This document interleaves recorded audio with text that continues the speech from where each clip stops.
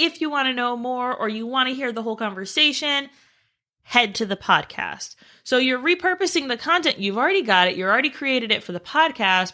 Always take your listeners or your viewers, if it's video, on a journey with you. So direct them to that next thing. Don't just leave it hanging as, this is me and this is what I've got. That's not really going to work. So especially if you want leads from your podcast, you want to say, what's that next thing? What's that next step? So for a video side, you want them to hear the whole conversation. Welcome to another episode of Listeners to Leads, where I'm helping podcasters launch and maintain a lead generating show. I'm your host, Alicia Galati, the CEO and head podcast strategist behind Galati Media, a full-service podcast management company. On this show, you'll hear my guests and I discuss everything it takes to launch a successful podcast and keep it running. If you're ready to get leads, land speaking gigs, and create deeper connections with your audience through your podcast, then this is the show for you. Today, we are talking about 14 ways to repurpose your podcast content. Now, I have 14 here, but I have a feeling that I'm probably going to have more as I talk through each of these. If you're listening to this episode and you're like, wait, Alicia, I'm driving. I don't have a piece of paper to write all this stuff down. Have no fears. We've got you.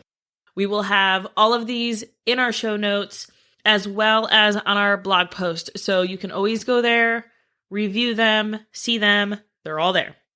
Before we get into the different ways to repurpose your podcast content, I want to talk about why we repurpose our content. Marketing is one of my degrees. I have 2 degrees, one in management, one in marketing. On the marketing side, it's really important that, especially as a small business, you are reaching your audience everywhere. That's great for big businesses who have marketing budgets and have huge teams and have all of these people working on the back end and all of these systems working on the back end. But typically, as solopreneurs or small agency owners or small business owners, there's only so much of us to go around. And so it's important that we repurpose our content so that we are working smarter, not harder. I'm sure you've heard that phrase before. It is very important that you are taking your content and finding ways to then reinvent it in a new way that is going to appeal to your audience, but still get that single point across, whether it's through teaching your audience or if you're maybe having some type of fun post or whatever. There are all these different strategies that you can use to then repurpose that content into other content. So that's the first reason, is in working smarter, not harder. Like I said, especially as solopreneurs, there's only so much time that you have to come up with your content for the week, to come up with the strategies and the educational things that you want to teach your audience, and the things that are going to lead them from finding out about you, understanding what it is you do, and then buying you, paying you cash money dollars. That's what we want, right? The other reason why we repurpose our content is because, especially on social media, your audience is not going to see everything that you post. This is not a true statistic whatsoever, but I'm just going to throw it out there. I'd say probably 95 to 98% of your audience does not have a follow and notify every time that you post something. It's going to be very few and far between that are actually going to be those ride or die fans, which absolutely, we love those people. That's great. But we want to grow our audience. We want to share our wealth of knowledge and information with more than just those few select people. So since your audience is not going to see every single thing that you post, we want to make sure that the content we're giving them is going to draw them in to want to know more. Whether that's through a Facebook post or an Instagram post or a Pinterest pin, or maybe it's a video on IGTV or YouTube, whatever it is, and wherever it is, we want to be able to draw them in with that content. And since they're not going to see all of those, it's okay to reuse that content, tweak it for that platform. That's really important. I think that gets lost a lot of the time when people are repurposing content. They just think they can take the same thing that they post on one platform, put it on another. Doesn't always work, but that's probably why I have 14 ways to repurpose your content, right? consider the platform that you're working on and that you're trying to put this content out to, and then where you want to then repurpose it. Another thing to note is that you don't want to repurpose backwards. Let me explain. If you have an IGTV live that you do every week and you want to repurpose that into a podcast, know that you will have issues on the audio side. So if quality audio is important to you, which to our clients, that's a big thing for us. Like, we want to make sure that you show up as an expert. We want to make sure that you show up sounding your bomb.com awesome self. Quality audio is really, really important. If you don't care about that, whatever, do your thing, right? But if quality audio is important to you, then that's something to consider. So you're not going to repurpose it backwards, right? In this episode, we're talking specifically about taking your podcast episode, audio, record the video also, whatever, to then turn that into different content. So we're not talking about taking content and turning it into a podcast episode. These are going to be different things and different strategies. All right, let's go through these. Number 1, a simple blog post. That could be where you take your show notes. Maybe if you have a guest, you add your guest bio to it. You're just taking those extensive notes of like, this is what we're talking about. You embed your player at the top. You put some graphics in there. You do your keyword magic. And then you've got your simple blog post. The second one is a long form blog post. So this one is going to be a lot more in depth. You're going to go into each of the aspects and parts that you're talking about. Maybe you take a transcription and you have someone turn that into a long form blog post so that it has your tone, it has your voice to it. Either way, the simple blog post is going to be shorter, obviously. Anywhere from 300 to 500 words. It's not going to be very extensive or very long. Then on your long form blog post, you're looking at upwards of 2,000 words. So that's where that difference is. You're going to be more in depth, and that's going to be something that will be easier to share on a platform like Pinterest, where people are going there to look for long form blog posts or infographics and things like that. That's how you're going to consider which one you want to do. How do you know? It's really up to you and what your capacity is, because I 100% believe that you can get by just fine doing simple blog posts. But if you have the capacity to do more and do that part for your audience, by all means. Do I think you should extend yourself or put money into it? If you don't have it, no, don't do that. Just keep it simple. Something is better than nothing, right? So that's something you can do. The third one is to use the video. There are a few strategies that I like to say for the video side of podcasting. We do have some clients where their podcast is a video first podcast.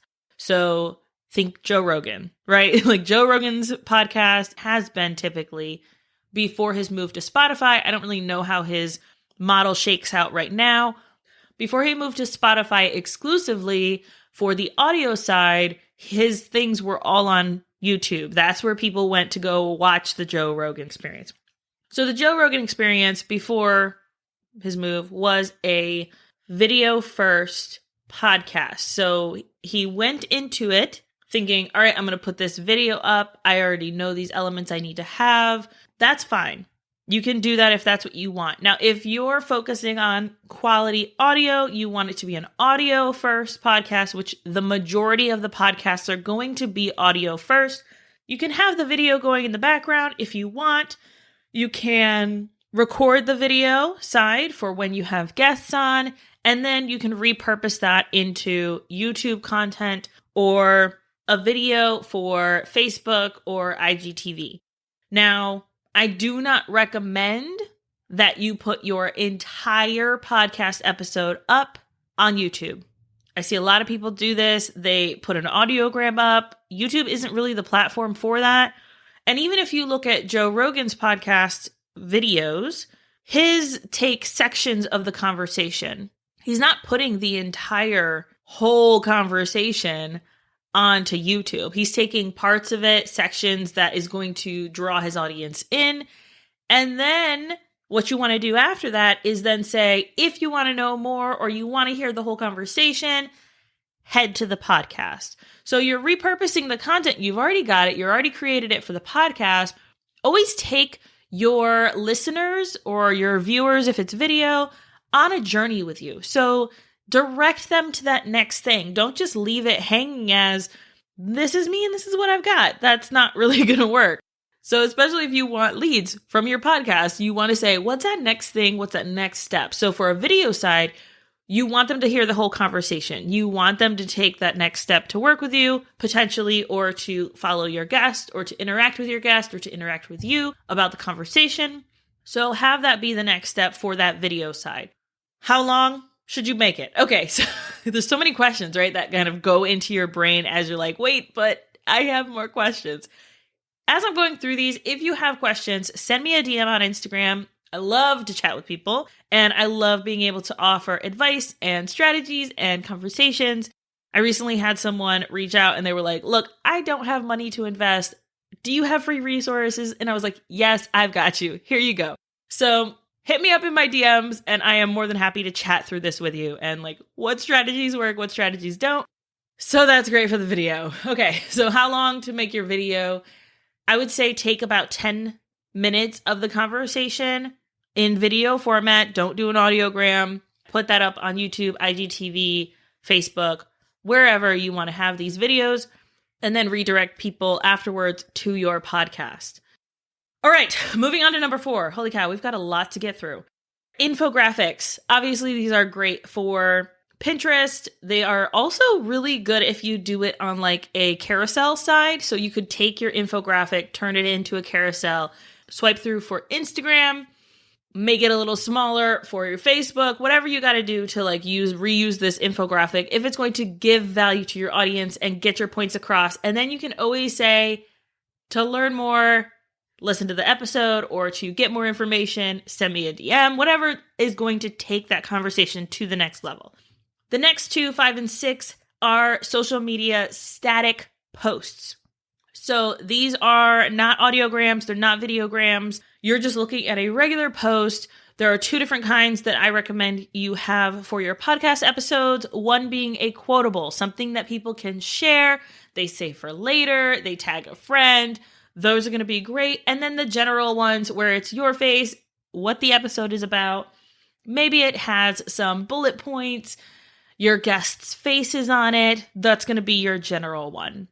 7 and 8, you are looking at your social media audiograms and videograms.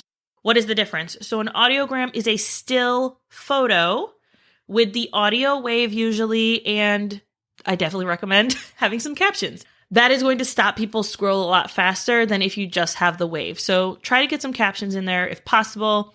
We use Wave, WAVVE, to make our audiograms. I have an affiliate link. I'll make sure it's in the show notes. Social media videograms, it's going to be the video embedded onto a still frame. So it's like, a regular graphic with the video playing in the background. You can easily make this on Canva. We also have an affiliate link for that as well if you're looking to create that. So just embed the video right on there. It'll play, and then you're going to want to add your subtitles for that as well. So it'll show you and the guest talking. It's just like having a regular video or just posting the video, but there's almost like a frame around that video. How to put subtitles on a videogram. Wave does not let you do that, at least at this point. So I use Headliner for that side. You get 10 minutes free, make a 1-minute videogram, call it a day. Number 9, transcript. So if you have people in your audience or potential listeners who fall into the hearing disabled category, then I highly recommend that you have some type of transcription ready for your audience that they are able to read it. Maybe they don't have time to listen to it, so they just want to kind of skim through, get the juicy bits, and move on. Number 10, content upgrades and or freebies. I don't really love content upgrades and freebies because I think that as a online business community, we think that that is going to be the sole thing that we need in our business, that if we have these content upgrades, if we have these freebies, we're going to grow our list, we're going to sell to our list, we're going to make millions of dollars. As a service provider, that's not exactly how it works. And I think that there is a time and a place for freebies. Yes, I have them. People use them.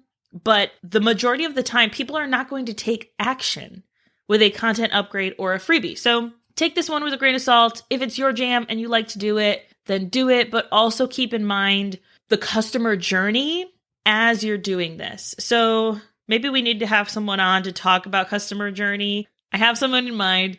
I think they would be fantastic. If a content upgrade works in your customer journey or a freebie works in your customer journey, then that's great. So for this podcast episode, maybe my freebie is 14 ways to repurpose your podcast content checklist, or it has like a worksheet or something like that. It's something that people would exchange their email for, and then they get this free thing. I don't really feel like I need to do that. You can go to the blog post. You can get all this stuff. I'm not going to hide it behind an email paywall, right? Like you have to pay me with your email. That's something you want to do, then that's great. I personally don't love them, but just kind of like keep in mind that customer journey as you're going through this of like, where do you need to take your audience? Number 11, discussion questions. So this is something that I think is underutilized by podcasters. They kind of just throw their podcasts out there. They're like, all right, hope for the best. Let's see what happens. Yay. But you can always reuse your podcast content to then take the conversation a step further.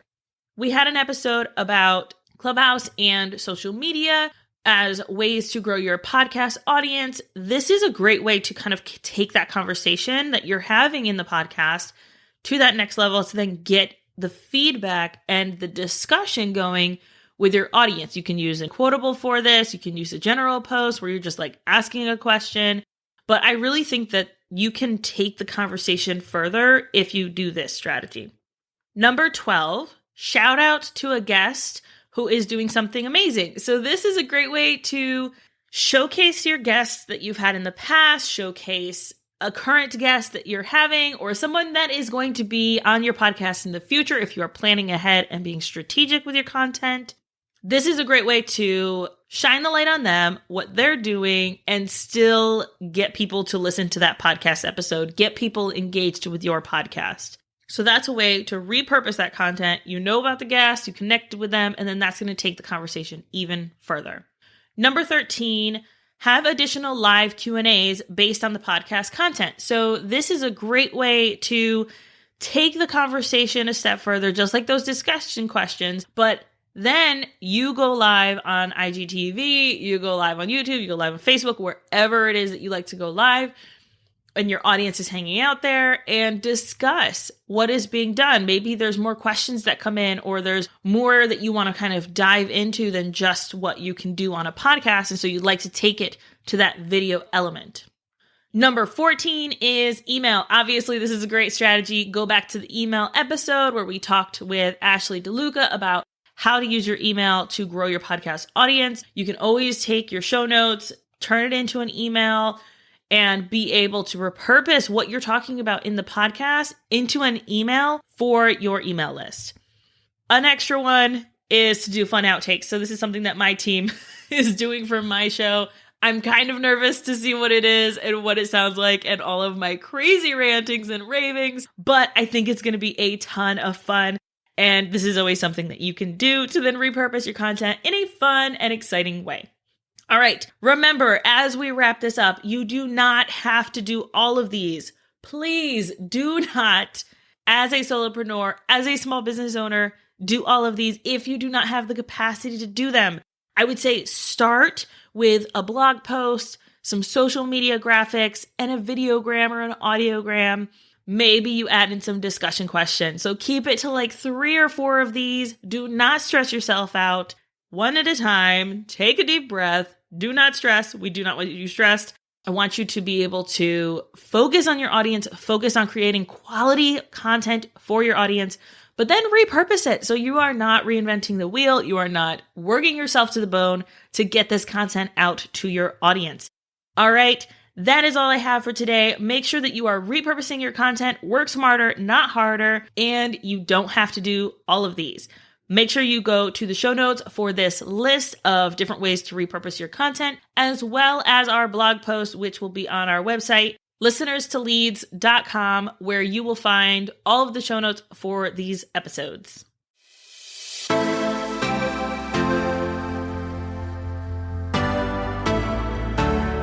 Thank you so much for listening to this episode of Listeners to Leads. If you found something in this episode valuable, I would really appreciate it if you shared it with a friend who you know would also get value from it. Want to send me a message? My favorite place to hang out is Instagram. You can find me at alicia.galati. Let me know what your favorite takeaway was from the episode. And don't forget, turning those listeners into leads is actually easy.